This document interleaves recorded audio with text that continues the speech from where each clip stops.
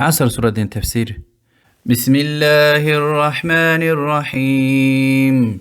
والعصر إن الإنسان لفي خسر إلا الذين آمنوا وعملوا الصالحات وتواصوا بالحق وتواصوا بالصبر.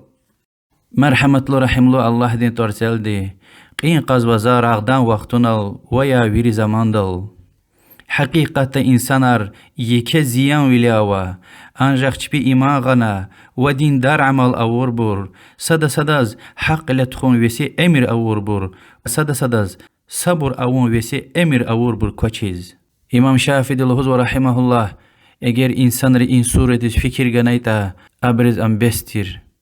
إن سورة دا الله سبحانه وتعالى دي راغدون وقتنا قين قنولوز وكي البته الله تعالى دي بچيز كان دا شيء نلقين قزوا أما إنسان دي الله دلا غير ما تسشي نلقين قدش اگر الله تعالى دلا غير ما مخلوقات تلقين قرطا يا شركيا يا ويرلان چخي گناه ركايا الله دي چخره ويري إنسانار زيان ويلي جدا خسارت هلك جدا دنيا وآخرة تاني كلمة شهادة غنا الله تعالى دين ديكا خبار قنا الله تعالى اتقنوي قدغر كاير غلقنا الله تعالى قنوي امر القليزة قدنا تعات ورتا يعني تشير والقشنا إيمان غنا عملونا صالح عملار دين دار عملارنا و جدي وال ما صبرزني دين دي زويرنا حق لتخون ويسيتونا و أخير دقوان صبر ورتا الله تعالى دين قدار وهارق جزوي ازيترل إبر كوشيز أما يويري إنسانار خسارتا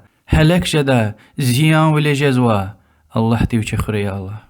إما كوريل دي عصر سورة دي معناها تفسيرية والله أعلم والحمد لله رب العالمين والسلام عليكم ورحمة الله.